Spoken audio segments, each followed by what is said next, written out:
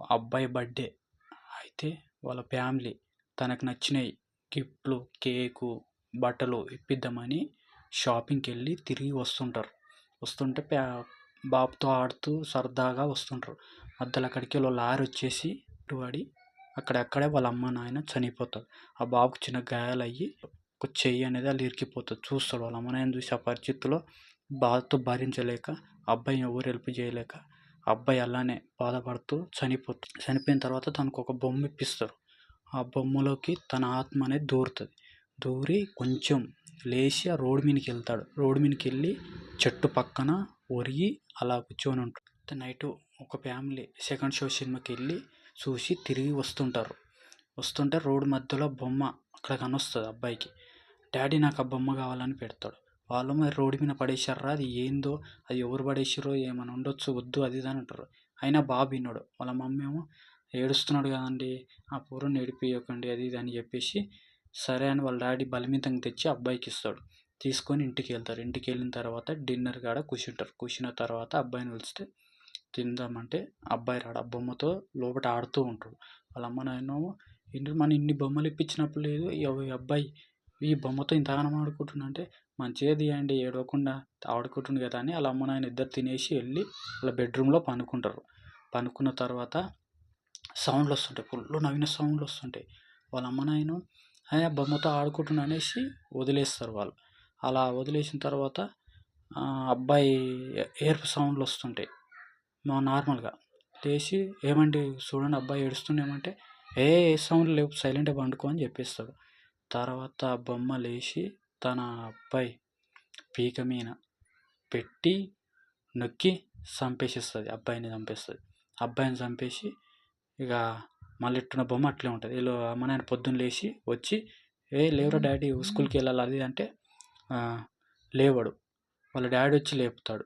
లేవడు. ఏమైందండి బాబు ఏమైంది లేవట్లేడు అనేసి తీసుకొని హాస్పిటల్కి వెళ్ళిపోతాడు. వెళ్ళిపోతే డాక్టర్ ఉండి చనిపోయాడు అబ్బాయి అని చెప్పేస్తాడు. ఏందని అని మస్తు టెన్షన్తో భయంతో ఎందుకు ఇలా అయిపోయింది అనేసి ఇక వాళ్ళు వారం రోజుల దగ్గర ఏమైందో తెలియక పిచ్చి లేచినట్టు అయ్యి ఇక ఒక 2 రోజుల తర్వాత కూల్ అయ్యేసి మళ్ళీ వెళ్ళి బెడ్రూమ్లో అనుకుంటారు. మళ్ళీ బొమ్మ లేస్తుంది. లేచి మెల్ల మెట్ల మీదకి వెళ్ళి టక్ టక్ సౌండ్ తోటి పైకి వెళ్ళి డోర్ని కొడుతుంది. డోర్ని కొడితే ఆమె ఏడుస్తూనే కూర్చుంటుంది. ఆయన పండుకుంటాడు. అయితే ఏమండి అని లేపుతుంది భయంతో.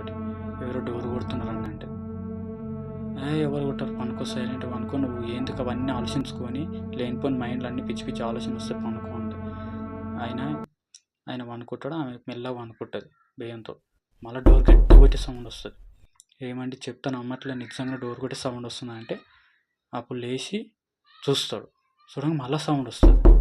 ఆయన వచ్చి మెల్ల డోర్ తెచ్చి చూస్తాడు. ఎవరు ఉండరు ఆడ. ఎవరు లేరనేసి మళ్ళీ గొలం పెట్టి మళ్ళీ అనుకుంటాడు. ఈసారి గట్టి బట్టి సౌండ్ వస్తాయి.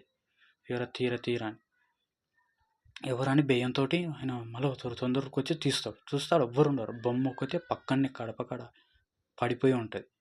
ఏంటి బొమ్మ ఇడికి తెచ్చిరు ఎవరు అనేసి ఆ బొమ్మను తీసుకొని లోపల బెడ్రూమ్లోకి వెళ్ళి మధ్యలో పెట్టుకొని వండుకుంటారు. బొమ్మని మధ్యలో పెట్టుకొని ఆమె ఇక వాళ్ళ అబ్బాయి లాగా అనేసి ఆ జ్ఞాపకంతో వండుకుంటుంది. పనుకున్నాక కొద్దిసేపు అయినాక అందరు నిద్రపోయిన తర్వాత బొమ్మ మెల్లగా లేస్తుంది. లేచి వాళ్ళ భార్య పీక నొక్కి కాలు మస్తు కొట్టుకుంటుంది. అయినా కానీ లేవడు అలా. ఆయన పీక మీద పడుతుంది. గట్టిగా పడేస్తే కాలు కొట్టుకొని అలా ఆయనను ఎంత ఇట్టి చేయితో ఎంత అన్నా కానీ అతను లేవాడు. చనిపోతుంది. మళ్ళీ బొమ్మ మధ్యలోనే ఉంటుంది. ఆయన పొద్దున్న లేస్తాడు. లేవు తెల్లారింది లేవు కాపీ పెట్టని అంటాడు. అప్పుడు లేవదు. మళ్ళీ లేపుతాడు.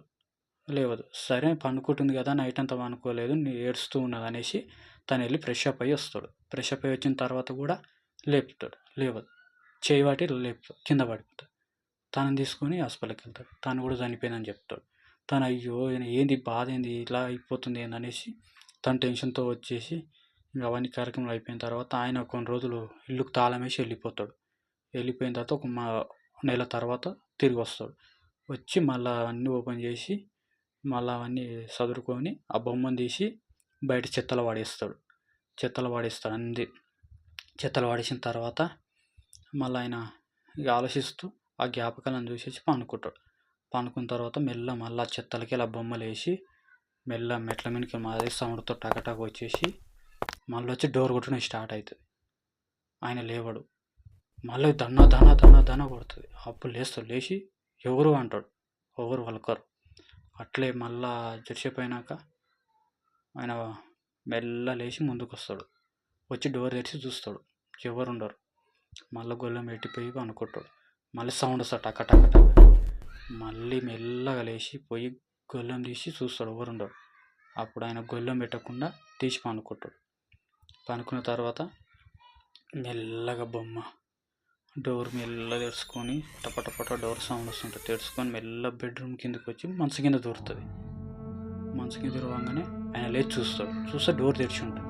అదేంటి డోర్ తెరిచింది, ఎవరు వచ్చారు అనేసి మళ్ళీ పోయి డోర్ గొల్లెం పెట్టేస్తాడు. పెట్టి వచ్చి పనుకుంటాడు. అప్పుడు ఆ బొమ్మ మెల్ల లేచి మంచం మీదకి వస్తుంది. వచ్చి తన పీక పట్టి పిసికి అతన్ని చంపేస్తుంది.